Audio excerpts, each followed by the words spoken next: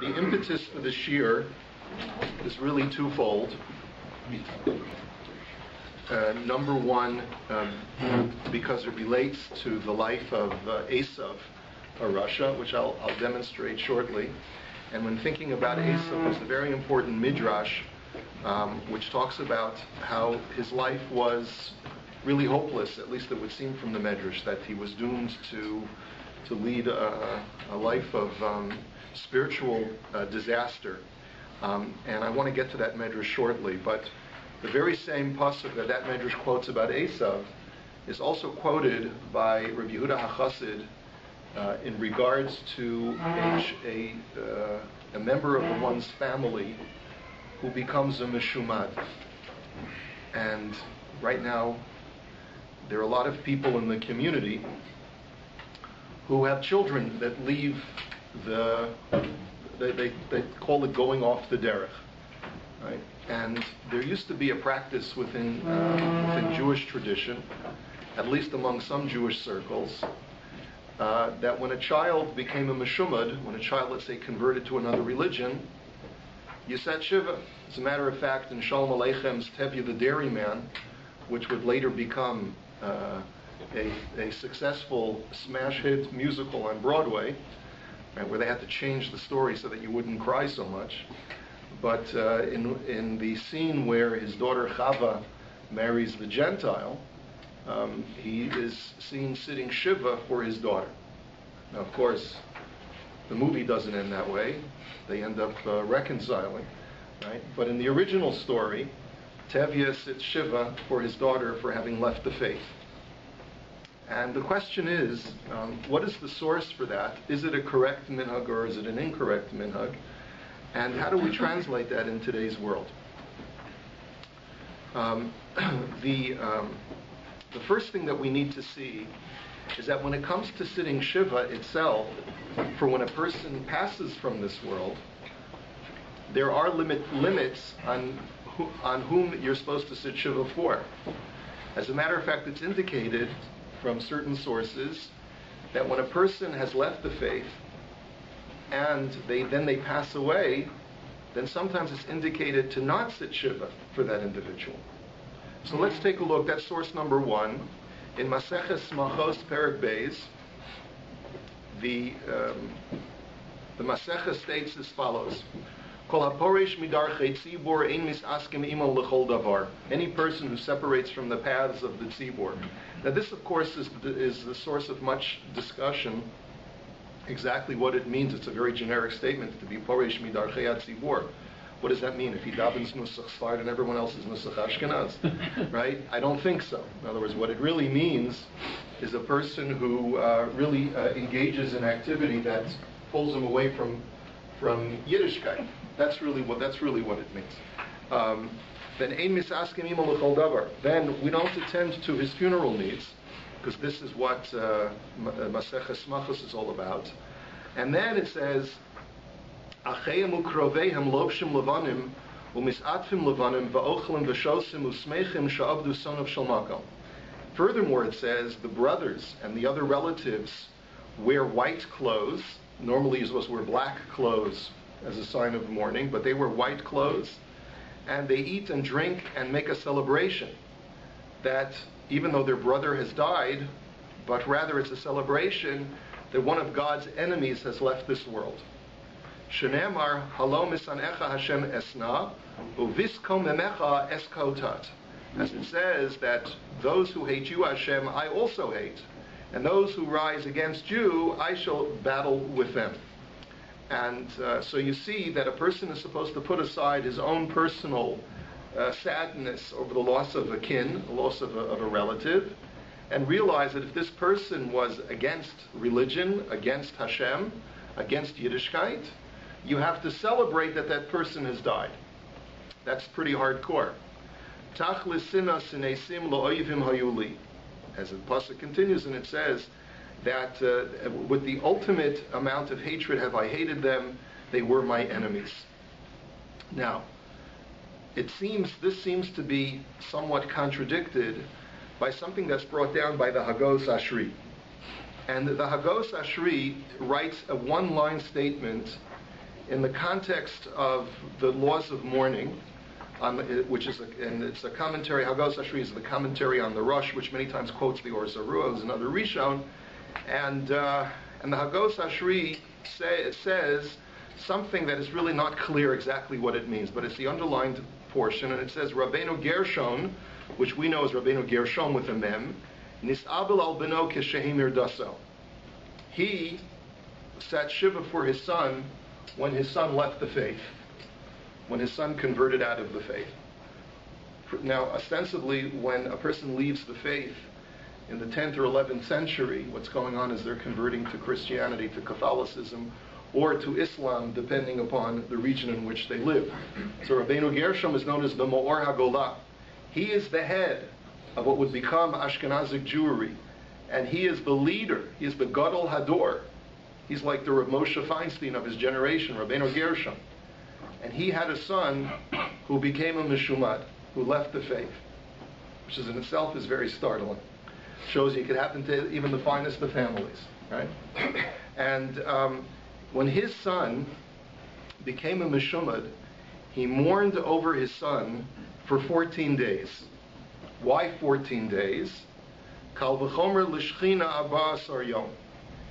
Now it's not clear what the kal v'chomer to the shchina is, but the point that we're going to see become manifest is that if you sit Shiva for a person, a regular person, for having lost their soul, their soul is their body rather is lost because they can no longer use their body. So you sit Shiva for them for 7 days. So kal v'chomer, if a person has lost both their body and their soul, because their soul is eternally damned, as it were, and as a result, he felt that there was a need to sit Shiva twice as long for his son. Now here's the ambiguous part. The ambiguous part of this Rabbeinu Gershom is, when did he sit Shiva for his son? Did he sit Shiva for his son immediately upon his becoming a Meshumad, which is that the practice that is mentioned by Sholem Aleichem that Tevye did for his daughter when she married the Goy, right? Or is it referring to when his son passed away, that he sat Shiva for his son? That's what's ambiguous in this one-liner in Hagos Ashri. And this is the source of much discussion, which we're going to see in just a moment. From the Beis Yosef and from other Sfarim, it's mashma that they understood that the story of Rabbeinu Gershom was that he sat Shiva for his son only after his son had passed away. And what's problematic about that is that we just read in Maseches Machos that family members for a Meshumad should put on a celebration when someone of their family who's a Meshumad dies, that they should wear white clothes and they should make a simcha. So how was it appropriate for Rabbeinu Gershom not only to sit Shiva for his son, but to sit Shiva doubly long because his son's both body and soul were lost? It's mashma that way when you look at the Beis Yosef in Yoredei Simin Shin Mem Hey, where he talks about people who are Parshim Min HaTzibor, which is eventually codified in Shulchan Aruch, and in that same context, he quotes the Mordechai in Moed Katan and the Hagos Maimon in Perek Yud Aleph, who also quote the story of Rabbeinu Gershom, and it's the underlined portion at the very bottom, because Rabbeinu Gershom nisabel al beno shenishtameid. Amnam ein lilmod mimenu, but you can't learn from that. De la'afu sheitzaru David shelo zacha lashuv b'seshuva. He said maybe the reason why Rabbeinu Gershom was so mournful is because he was upset that his son was never zoicha to do tshuva, and it's clearly mashma both in the context and in what the Beis Yosef himself says. What does it mean his son was never zoicha to do tshuva? Clearly he's talking about a posthumous reflection, that my poor son, he was never zoicha to do tshuva. And that's why he sat Shiva for him. But basically the Beis Yosef says you can't bring a raya from Rabbeinu Gershom as to what the proper practice is, because Rabbeinu Gershom was personally distraught. And so what basically, the way the Beis Yosef reconciles the contradiction between Maseches Machos and Rabbeinu Gershom is that Rabbeinu Gershom was doing something that is not a liba de hilchasa, that he was a human being. That just like It's possible for a Gadol Hador to have a son who becomes a Meshumad. It's also possible for a Gadol Hador to be unable to raise himself to the level of where he puts aside his own personal sadness, his own personal loss over having given birth to and raised a child who he loved and then left the faith, right? And he simply wasn't able to get over his personal tsar. And that's why, even though Maseches Machos and the Halacha requires a person to make a simcha, he just wasn't able to do it. But don't learn from Rabbeinu Gershom. The reflection of Rabbeinu Gershom is just to reflect upon the humanness and the limitations of even a great rabbi named Rabbeinu Gershom. Yeah. What's considered leaving the faith, not keeping from mitzvahs? That's something that we have to discuss. What is considered leaving the faith? What is a Meshumad Bizman Hazeh? I'll show you, and I want to thank Rabbi Avi Grossman for sending me an essay from Rav Kook, who says that Bizman Hazeh, this whole concept of a person leaving the faith is no longer extant. But at least understand that traditionally the practice was it was understood that a person who's Poresh Midarchei Hatzibur is any person who leaves the shtetl and goes, in those days, as soon as you left the shtetl and you went to find your fortune out in the big city, you went to Warsaw, or you went to the big city and you went to the university. That was also called leaving the faith. As soon as you took off your yarmulke, that was called leaving the faith. No, so it's not. I was living at this period. Only when he really went through a shmat, when he went to church, then he's leaving the faith. But people used to go without caps, but they went Shabbos to shul. Okay. So it was not. Well, I think because I was there. Yeah, but you weren't there in the 13th century, right? I mean, you were there. Yeah. I know. I'm saying, but you were in Europe. I understand you, and you were in Poland, and you were witness to the Jewish life back then, Mr. Gruda, and that's true. Jews, only those, but they really went to the Galach, to the priest, right, and accepted Christianity. And so, Mr. Gruda, did people sit Shiva for their children if they went to the... They did. But they went through this ceremony in becoming a Christian. They were sitting Shiva. Uh-huh. Okay. This is authentic, Rabbi, because I was there. Yeah. Okay. All right. Well, I can't dispute it then. But that's what we're going to be discussing. Is now it's very possible that things evolved over the course of time. It could be 500 years ago, but being Parish Midarchei Hatzibur could have meant just leaving Yiddishkeit. Because Spinoza, they put in a chayre. Yeah, so sure. This makes sense, but in our time... Right, in the 20th century, what you were witness to, yeah. Okay. This problem of Rabbeinu Gershom is not unique to somebody who is the Gadol Hador. Of course not. Every parent would feel this. Every parent would. So then the question is, how do you reconcile what the mandate in Maseches Machos? We'll have to see. Yeah. Did they make a distinction in those days for anusim versus voluntary conversion? I'm sure there's no question that exceptions were made, but is it possible the whole Gershom situation, which the son was a anusim situation? Unlikely, because why would they do a forced conversion on a child and not the father? It doesn't seem likely that was the scenario, and it doesn't seem likely that we would expect Rabbeinu Gershom to sit Shiva for such a son. But anyway, there's different levels of anusim. Maybe he buckled under certain pressures of influences and whatever. In any event, the Taz seems to learn the same way. And he says, Rabbeinu Gershom Yashav al Beno Shehimir Daso, and in parentheses, the word is Vames. And here you actually have two different girsas in the Taz. Some say that the Taz wrote the word Vames, and some say that it's a Toh Sofer, that it's a mistake, because, as we'll see, there are some Meforshim who learn that the story of Rabbeinu Gershom is not that he sat Shiva for the son after the son died, but rather he sat Shiva for the son immediately upon the son's passing. Now, what would be the source? Not passing. Upon the son's conversion. Yes, sorry. Now, take a look at the Sefer Chasim from Rabbi Yehuda Chassid. He writes as follows: Hameimeres, source number 5. Hameimeres hadas vames. This is in Kuf Tzadi and Sefer Chasidim. If a person leaves the faith, or he converts to another faith, and then he dies, ein bochen alav ve'ein maspinin alav. That you're not supposed to cry for such a person, you're not supposed to eulogize such a person. As it says in Yirmiyah, Va'al tivku lameis, do not cry for the dead. That pasuk is referring to a person who has died after leaving the faith. Bacha laholech mitoras Hashem lahamer daso ba'ot shehu chai.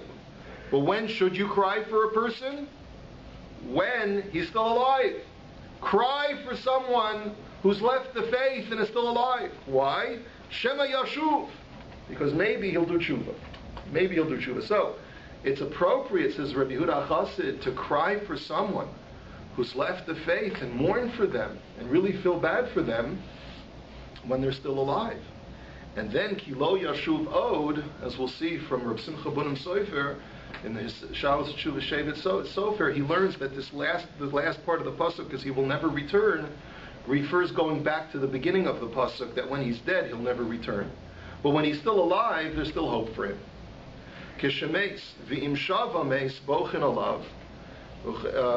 And if he did tshuva, and then he died, before he died he had a chance, let's say he was, which was very common by the case of Anusim, Alan, where a person might have lived a life as a Christian, and then he was found out to be one of the Anusim, and the inquisitors discover him leading a double life, and then they take him to be tortured, and right before he's tortured he says, I'm a Jew. He publicly proclaims it.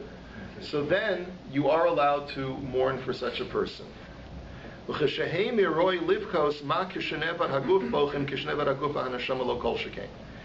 however, at the moment when he has left the faith while he's still alive, then it is worthwhile to cry, because when the body is lost, we cry. So then surely when the body and soul are lost, then surely we should cry. Okay. So remind me the story of David HaMelech and the baby. That from the Sheva, that as long as the baby was alive, he was sick. So David HaMelech was crying and sitting in the ground and fasting. And when he passed away, then suddenly that was it. There's nothing to cry over anymore once the decree has already been made.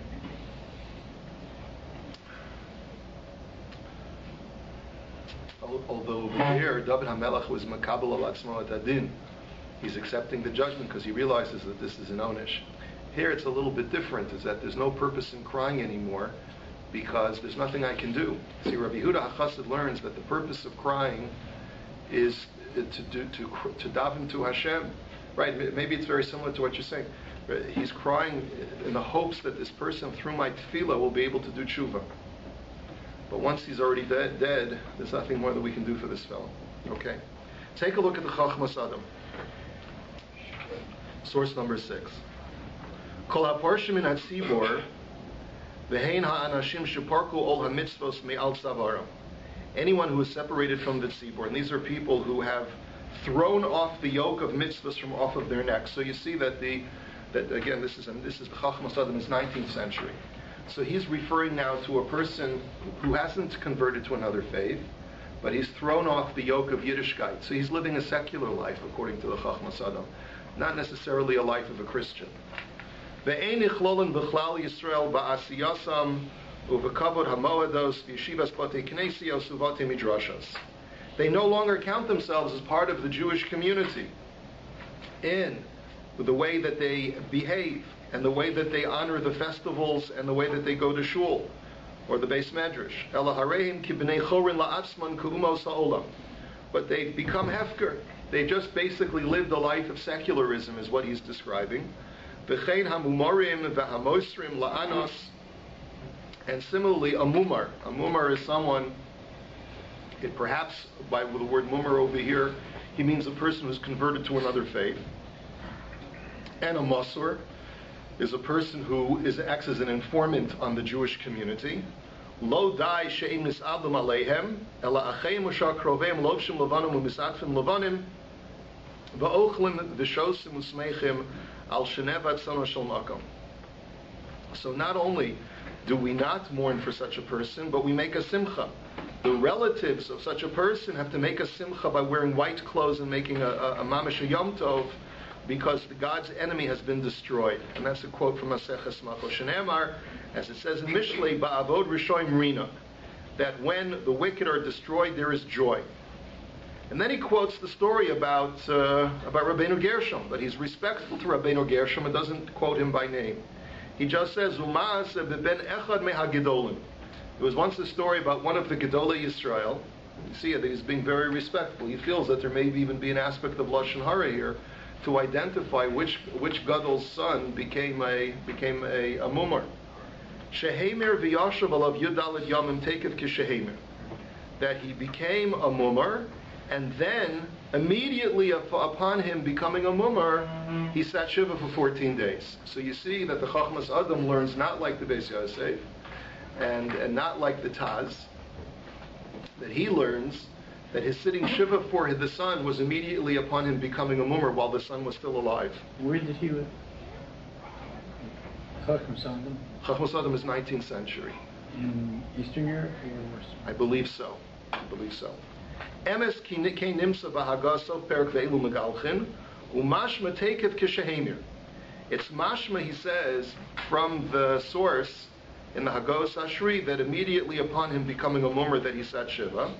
Ach ha'ma'ayin b'beis Yosef simin shimim hei d'ver maskul kol ha'parshim shekostav la'afushay tzaru da'avid shelo zacha lashu b'shuva mashma sheyoshav alav yudal yom kishemeis. He says, he acknowledges that he's disagreeing with the Beis Yosef and with the Taz. He acknowledges that from their understanding of the story, Rabbeinu Gershom sat Shiva only after his son had passed away. So Shiva b'shvil haguf, Shiva b'shvil hanefesh shenevdu mimenu. But he learns that it was 7 days for the body and 7 days for the soul that were lost. Avol b'shas hamisa ein tzarach leishev av shiva yomim. But he says, but what you see from Maseches Machos, the way to reconcile Maseches Machos and Rabbeinu Gershom is to say that Maseches Machos is talking about at the time of death. There is no din of sitting Shiva when the person dies, because you're not supposed to express mourning upon the death of a Rasha. Umikol malkum al kol panim tzarach libkos ulis abel alav al shehevi Rasha zeh ba'olam. But here's what it is important to do.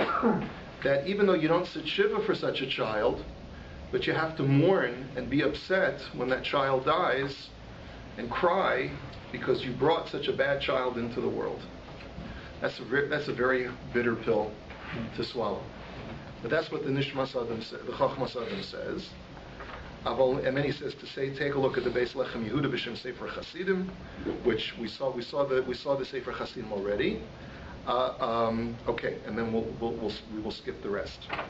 Now, the reason why this was interesting to me is because, remember, the pasuk that Sefer Chasidim had quoted was a pasuk from Yirmiyah, which says, Al tivku lameis and bachos sivka laholech. It says, do not cry for the dead, which Sefer Chasidim says is that once he's dead, there's no point in crying anymore for him. But bacho tivke laholech, but cry for someone who is still alive and is leaving and has left the faith, but there's still always hope. This refers to while he's still alive. That seems to be the way Rabbi Yehuda HaChassid is learning, and therefore it seems to be more consistent with the way that the Chachmas Adam understands the story of Rabbeinu Gershom, that Rabbeinu Gershom was crying or mourning for his child while he was still alive. We have a shtickle raya that that's the correct way to learn from the Medrash. The Medrash that is on Parshas Toldos, Vayozid Yaakov Nazid, that Yaakov prepared potted food for his father. So the Medrash says, Omar Lo, Esav confronts Yaakov and he says to him, Ma tivo shel nazid zeh. He says to him, what's the benefit or what's the purpose of this potted food? Omar Lo, shemes oso zaken. He says, because our grandfather has passed away. Avraham Avinu had passed away, and Yaakov Avinu was preparing a Sudas Havra'ah for his parents. He was preparing a mourner's meal of round lentils, as you know from the story, for his father who was sitting Shiva. Okay, that's the way the Medrash understands it. So Omar ba'oso hazakein paga midas hadin.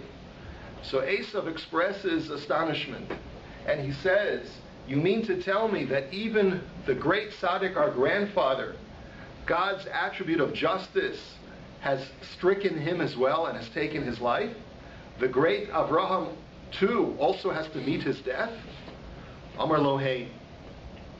Yaakov says yes. So this is an astounding interchange, because it implies that Esav was so intense in his belief in HaKadosh Baruch Hu and in the belief of tzidkus, and the belief of righteousness, that he felt that as long as a person remains faithful to Hashem, he'll never die. I mean, after all, Avraham Avinu was in his 180s. He wasn't a young man anymore. So why would Esav be so astonished that Avraham Avinu should die? He's an old man already. It seems that Esav's attitude was very, very black and white, that as long as a person never commits Averos and is a tzaddik, there's no right for Hashem to take his life. He didn't believe that a person should be allowed to die if he's a great tzaddik. So Amar imkein lo matan schar v'lo tchiyas hamesim. And once Esav heard that even Avraham was going to be claimed by death, so to speak, so then he said, well, if that's the case, then I don't believe in reward and punishment anymore. I don't believe in resurrection, and that's it. And that's when he basically threw it all away, when he heard that his Zayda Avraham Avinu had passed away. So V'ruach HaKodesh Tzoveches, and it's at that moment, says the Medrash, that the divine spirit, the Holy Spirit, cries out and says, Al tivku lameis v'al tanidu lo ze Avraham. Do not cry for the dead. Do not express mourning for him, because that refers to Avraham Avinu. That refers to Avraham Avinu because there's no reason to mourn for Avraham, because he's gone to a far better place. But b'cho tivke laholech, but cry for he who is leaving the faith. This refers to Esav. It seems the way that the Medrash is portraying Esav is that cry for him at that moment when he decided that he was going to leave the faith. And therefore it seems that the Medrash is learning the pasuk the same way that Rabbi Yehuda HaChassid is, and the same way that the Chachmas Adam is learning it, that you're supposed to mourn for someone when he leaves the faith and is still alive, because you're supposed to express a sense of prayer and sadness to Hashem, because there's still hope. There's still hope, because the guy's still alive. Maybe through my crying and my tears he'll come back. All right, so we have Rav Simcha Banim Sofer, who's the grandson of the Chassam Sofer, and he undertakes this long interpretation and quotes the sources that we've already seen. And he goes through trying to explain the different ways of understanding whether Rabbeinu Gershom sat Shiva for his son upon his leaving the faith, or whether he sat Shiva for his son upon his son's death. And I want you to, if you wouldn't mind, this is the Shevet Sofer. It's the very last tshuva in Chelek Yoredeis Siman Kuf Ches. And if you wouldn't mind skipping to the middle of the second large paragraph,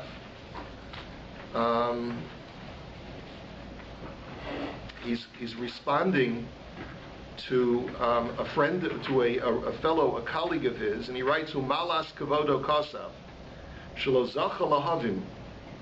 He says, you write that you don't understand how Maseches Smachos, how the halacha could be that we're supposed to make a simcha when a relative of ours who was a Meshumad passes away. He says, you write that I don't understand. The lama lo nilmad me Rabbeinu Gershom she'al kol panim yitza'er alav la'achar misa shelo shav b'seshuva. Why don't you learn from the story of Rabbeinu Gershom, at least the way that the Beis Yosef and the Taz understand Rabbeinu Gershom, that he mourned for him after his son had died? V'lama kasa b'shulchan aruch shakrovim semechin. Why does the Shulchan Aruch paskin not like Rabbeinu Gershom? Rabbeinu Gershom, from him, that story, you should learn that at least you should have some tzar. So why does the Shulchan Aruch say not that way, that you should make a simcha? Well, lefi havanasa hayla lahakshos biyoser Rabbeinu Gershom should see her atzmo. But he says, but the kasha should be just the opposite. How could Rabbeinu Gershom allow himself to have tsar? In light of the fact, because mefurish b'braisa smachos shesmeichim, because the braisa comes before Rabbeinu Gershom, and it says in the braisa, which is the source for the halacha and the Shulchan Aruch, that you're supposed to make a simcha. Ela de lo kasha. But rather, the way to reconcile it is not that, by the way, from the Beis Yosef learns that it's a stira, that Rabbeinu Gershom was a human being first, and was a Gadol Hador second, and as a result, even though the halacha states that you're supposed to make a simcha, he couldn't bring himself to rejoice. But the Shevet Sofer doesn't learn that way. He says it's not a kasha, it's not a stira. Rabbeinu Gershom was not being soser. What it says in Maseches Machos, he says, "V'dok b'loshen abrayis shaporet v'tani achenu krovein, mashalo ne'amar b'sha'ar de'ein misablim." That, whenever it talks about people that you don't mourn for, it doesn't single out in Maseches Machos brothers and relatives. It singles out family, but it doesn't single out specifically brothers and krovim. Kemo b'ma'abed atzmo l'dasu chedoyme. He says, because in Maseches Machos it also talks about a person who commits suicide. And there it just says, Stam ein misablim alav. We don't mourn for such a person.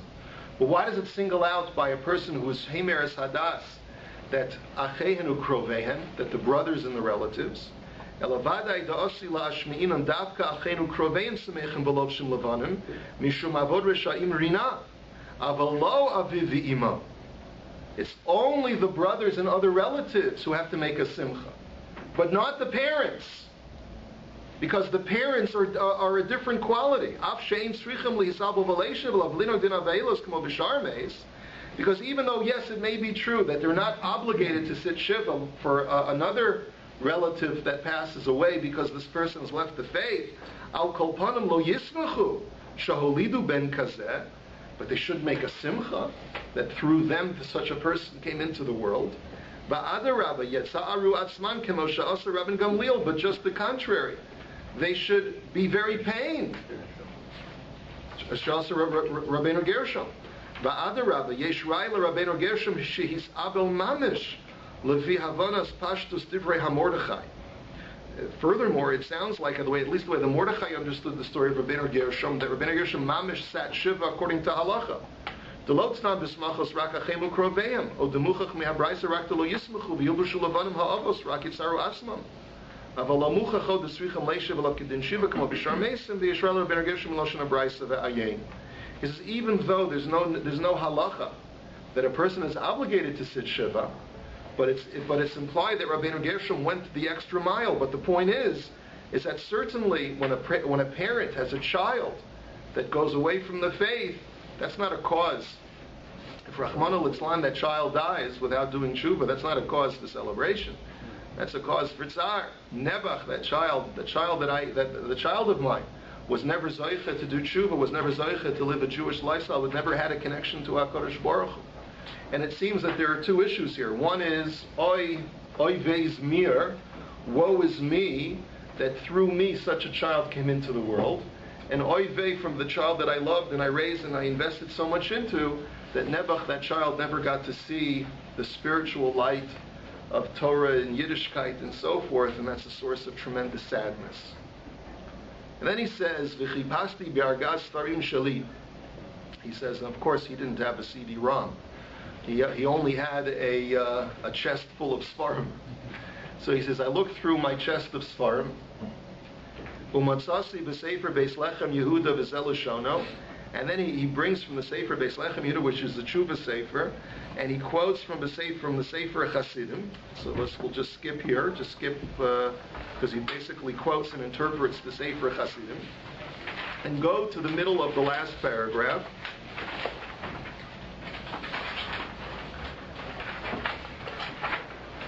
And he proves from the Sefer Chasidim that you're supposed to mourn the Iker when the child is alive, right? He says, "V'kevin de miloshan haga ein lameidim shetzrichem lehisabel k'sheimer."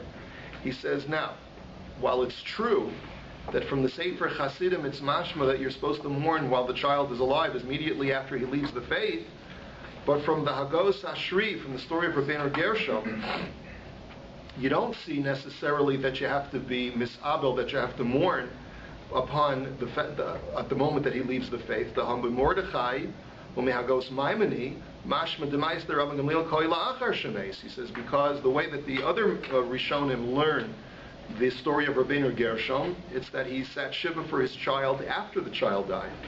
The Gam Kishemes Kostu Shein Lilmod. The kol sheken shein lihisabel mamish keshadayin chai, sheyesh tikva sheyashuv od. And he says, and furthermore, while it's appropriate for a person possibly to be sad when the child is alive, but to sit shiva for the child, that's not appropriate, because when there's life, there's hope. As long as the child is alive, there's always hope that the child will find his or her way back to Klal Yisrael. So that's certainly inappropriate, therefore, says the Shevet Sofer, to actually have a real shiva, as is depicted in Tevye the Dairyman. The Gam lo niskar b'Shulchan Aruch mizeh, and certainly the Shulchan Aruch makes no mention of a halacha that when a child leaves the faith, you should sit shiva for that child. The only thing that Shulchan Aruch writes is that when the mummer dies, you make a simcha, but then, like the Shevet Sofer has clarified, that's only for the relatives who are not the parents. But nowhere does the Shulchan Aruch say that when a child leaves the faith, you should sit shiva for the child while he's still alive. And therefore, it's certainly not appropriate to have a shiva service when the child leaves the faith. And this is, by the way, this was the shaila that the Shevet Sofer was asked. The grandson of the Chassam Sofer is living somewhere in the middle to the late 19th century. And as a result, he's writing this right around the time, maybe a few decades before Shalom Aleichem story, right? But he's saying that the practice is an incorrect practice. To sit shiva for a child who converts or who leaves the faith, you're writing that child off when there really is hope, because you never know what the rest of that child's life is going to be like. You're writing at the time of the Enlightenment. Right? Well, sure. This is a time when plenty of people are leaving the faith. He says, "Daha kol sofek avelus lahakil." He says, and surely, since you don't know for sure whether this child will ever come back or not, maybe they will come back. And anytime there's a suffix whether you should sit shiva or not, you always go to the lenient position. The kol shekain bizu, and certainly in this scenario where the child is still alive. Aval livkos lekonein bevadai ra'ui shiyasa kein ha'aveim. But to cry and to mourn, that certainly is appropriate when a child leaves the faith. Ulai. And the idea here is as follows. Ulai yerachem Hashem, litein belibo sheyashuv od kodamosa. The purpose in crying is not the personal, oi, poor me. Even though that's sometimes naturally instinctive for a parent. The parent sometimes is so upset because all of my hopes and aspirations for that child were to become a great Talmud Chacham, to become a great rabbi, to all of my tuition dollars, the hundreds of thousands of dollars that I've spent in giving this child a good Jewish education now are out the window because this kid is now lost. But that's not the purpose of crying and mourning. The purpose of crying and mourning is in the form of supplication, of a techina to Hashem. Please, Hashem, please help my child, my son or my daughter, find their way back. That's the purpose of the crying in the mourning. He says, the kol zeh dafka la'aveim, avalo l'shar krovim. But he says, but that's only for the father and mother, but not for other relatives. Lo kosen anashim shahayirotzim lomar tahakrovim tzrichim leishiv alav. And certainly, even though we say that the mother and father have to mourn for the child, but that's certainly not true about any other relative. The other relatives, when the child leaves the faith, there's no reason for them to have any sign of mourning whatsoever. He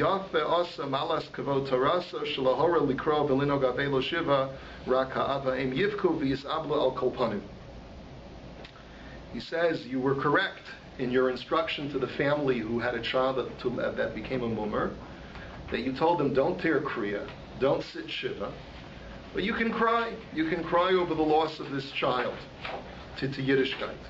But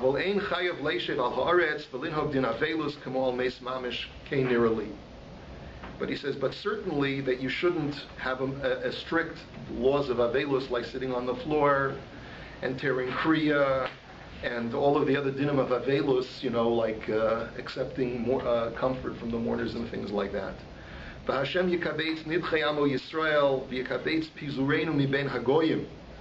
And may Hashem gather all of the scattered of Am Yisrael and all of those who have been scattered about from among the nations. May Hashem bring them back to us. And that's how he concludes his tshuva from Rav Simcha Banim in the year Tafresh Nun Aleph, which is Taf Reish Nun Aleph, is beginning of the 20th century, I think, right? What is Taf Reish Nun Aleph? 120 years ago. So the very end of the 1800s. 1891. There you see. So he's writing this right around the time of Shalom Aleichem, you see. Really to counteract that practice that was prevalent in that time. So Shalom Aleichem recorded what he saw within the Jewish community, and the Shevet Sofer is saying that that's not a correct practice. Where there's life, there's hope. And you can't write off any Jewish child, no matter how far they go away from Yiddishkeit. Just the opposite. You have to be proactive, and you have to daven to Hashem, that Hashem should bring them back. Please help my child find their way back. Yeah. Basic question. Where did we learn that we need to sit on someone that ishtamem? I mean, according to the Masechet Tzmachot, it's only when they passed away we need to be happy. Right. But where do we learn about Shiva? Shiva is about Kavod HaMetz, and it's a question to do it for the Gemara Masechet Sanhedrin debate if it's for the Met or for the Right. So we learned that it's both for Kavod HaMet and Kavod HaChai. So where it's coming from? So it's only the Rabbeinu Gershom. Only the Rabbeinu Gershom, and it's based on the Rabbeinu Gershom. So if there is a two version, maybe it's after he died or maybe before he died. So I prefer after he died. For me, it's much more reasonable. I mean, where do I come from a din to sit Shiva on someone? To sit Shiva for someone while he's still alive. Yeah. Right. Was the So look. We see from the Sefer Hasidim the same principle, that you should cry for someone while they're still alive. But what the Shevet Sofer is clarifying is that it's not a mamish shiva. That's where the misconception comes in. People got into their minds, and it's not clear where this came from. It could have been that some Rav at some point gave this instruction, that because the child has gone so far away, then they're considered mamish to be like a mace. And you see that even if you learn Rabbeinu Gershom as sitting Shiva for the child while they're still alive, then he said he sat for 14 days. It's even worse than if the child had died. That could be that's why it was misunderstood that way. But I just want to point out that when the Medrash depicts Esav as, Bacho tivke laholech, that you should cry for Esav, it's a sympathetic cry for Esav. In other words, it's the same kind of attitude that we have for Esav as well. Nebuch, nebuch, nebuch. Poor Esav, he's lost his way. And therefore we have an obligation to cry for the Esavs within Klal Yisrael too. Please Hashem, help them find their way back. That's really the way that the Shevet Sofer is depicting the way the Sefer Hasidim is learning this pasuk, right? By the way, unfortunately, there is a community next to Montreal. It's called Lev Tahor. Lev Tahor. Lev Tahor. A very small community, very excommunicate from the rest, and they want to do it like this. And we saw like a video only 2 days ago. Someone sent us a link that a mother said Shiva on her son, that he become secular. In our days. This is still going on in our days. Still our days, here next to Montreal. So Lev Tahor is what? It's an ultra Haredi, or what is it? Ultra, very, very, very extreme. Like the Taliban women that they are covering themselves. So the women they are walking with the burqa, they are covering themselves completely. The Taliban in Mea Shearim. I know what I'm speaking about. So you Canadians are intense. Just only 2 days ago we saw this. You'll have to send me the link. Yeah. Was the idea of sitting Shiva the whole concept of Shiva, the 7 days and the davening and all things of it? Or was it just simply that a person sat and said, heaven forbid, my child is dead to me? Well, the Shevet Sofer says... Which is shunning, really. Right, it's just shunning, right? So the Shevet Sofer says that both are inappropriate. He says...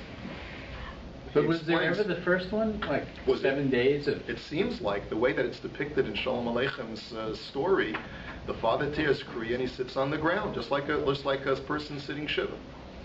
And that's what the Shevet Sofer says is not a correct minhag. That's not what you're supposed to do.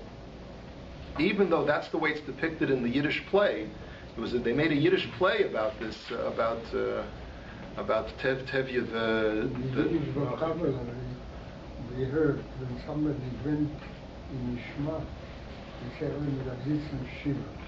So it came from some source. It does come from some source, but you see that Rav Simcha Bonim holds that this is incorrect. You're supposed to daven for the person, not shun them, not write them off. You're supposed to daven that there's hope for them, and that your prayer and your sadness are tears of supplication, not tears of mourning. Not only that, but you have a person, a child, let's say, who is Meshumad. He hasn't left the earth. He sees the response of his parents.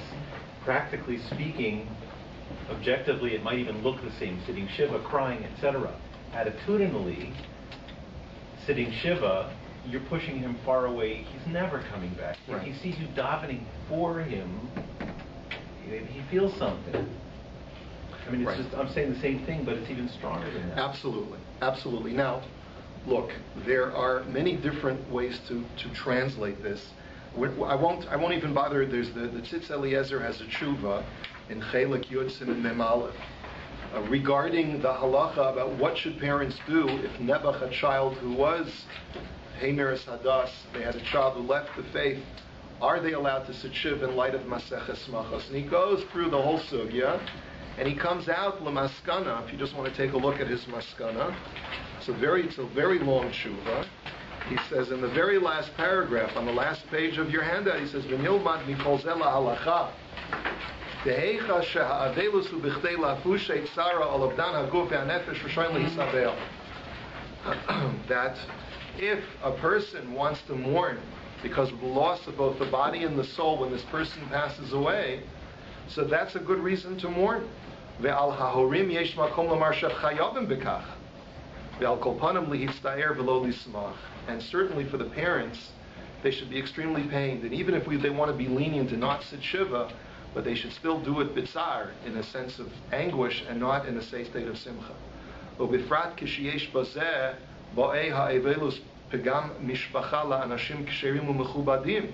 And certainly, if by not sitting Shiva for a child who passes away who left the faith, there's going to be a pagam to the mishpacha. In other words, people will say, hey, this is strange. Why is Rabbi so-and-so not sitting Shiva? His son or daughter Nebuch was nifter. Why aren't they sitting Shiva? And that's going to create a pagam. It's going to create some kind of public declaration about the family, that the family is tainted in some way. Etc., etc. And he says that he says, while it's possible that a person can be lenient and not sit Shiva when it comes to the laws of Avelus, but when it comes to the laws of Pagam Mishpacha, no one can tell a person that it's usher for you to sit Shiva if by not sitting Shiva you're casting aspersions upon the reputation of the family. And so therefore, the Tzitz Eliezer's conclusion is that for the family's reputation, for the family's good name, even if the child Taka was a mummer, it's appropriate to sit Shiva in the case where the child Nebuch Taka died. So that's the attitude of the Tzitz Eliezer in a case where the child actually is dead. Now, but I just wanted to bring this to our contemporary lives today.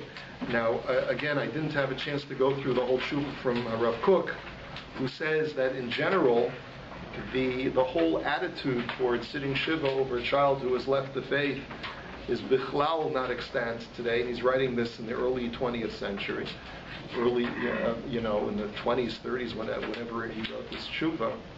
But the point is that, especially in the world today, the proper attitude for a son or a daughter who leaves the faith is that we always have to leave the door open as much as possible. When a son or a daughter marries out of the faith, so then there is no clear-cut Mesorah. I heard once a shiur from Rav David Cohen, and he said that when a daughter marries a non-Jewish man, then you always have to leave the door open because her children will be Jewish. He says when a son marries a non-Jewish girl, he says that's already a little bit more subjective because then you have to make a determination that through your acceptance, are you legitimizing his lifestyle, or are you giving him an entree to be able to rehabilitate himself and his family? But it's very, very not clear-cut. You have to take it on a case-by-case basis. So when this question does come to me, and it comes to me unfortunately more often than I wish it would, I tell the parents that if in a situation where I don't know the son, I tell them I really can't make that decision for you. I can't make that call for you, because that's something that only you, who as his parents know the child, know your relationship with your son, know what's going to push his buttons both positively and negatively. You're the ones that have to make the call as far as how to treat your son and how close or distant you'd like to make that relationship now that he's married to a non-Jewish woman. And we go through all of the different cheshbonos, we go through all of the different issues that they are facing, whether bringing him close will possibly allow the wife to convert to Judaism, or whether the marriage is a little bit rocky, and perhaps by creating some level of distance and tension, it may succeed in having the son leave that wife or come back to his senses, or whatever the situation is. So it's a very, very subjective situation which cannot be paskined in all cases. So, I mean, there's a big difference between marrying out of faith and being Meshumad. I mean, one is marrying out of faith. Meshumad is sort of, having the Mukhna Mazuman that I want to accept Christianity or Catholicism or something. Very rare today. I have only encountered in the couple of decades that I've been a practicing rabbi, I've only encountered about 2 or 3 people that have actually converted out of the faith and have left Yiddishkeit to become Christians. Now I know that there are organizations that deal with this and are very much into anti-missionary activity, but I have to tell you that that's not our biggest daiga in Klal Yisrael today. It's not a very prevalent issue. If that issue does come to you, and I think that there's even greater hope for such a child, because the very fact that child is stimulated by religion means that he just had some negative interface with Yiddishkeit. He had a bad Rebbe or whatever it was that turned him off. But so that's actually, there's much more hope in that case, and you should actually be working on trying to get that child to come back. But that's a very rare scenario. Very, very rare. What's much more common is that our children are leaving Yiddishkeit to become secular, because the whole culture, the whole society is leading them in that direction. One second, Alan. How do we run a Sefer Ezra, where basically he comes back and he comes there to Israel and they're all married to non-Jewish wives? He makes them leave their wives. Exactly, but he doesn't put them in favor. Well, because he's at a time in Jewish history. That was a choice. He said either you will. Yeah, that was the choice. He said If he accepts them, provided they do this. He doesn't say you're. No, he said either you will in Cherem, or you can. or you will. He was dealing with people who wanted to come back and build the Beis HaMikdash. He wanted to be part of the Jewish community. He said you got to choose. You can't have your cake and eat it too. You want to be part of the Jewish community, so then leave your idolatrous wives. Right? And that's what the vast majority of them did.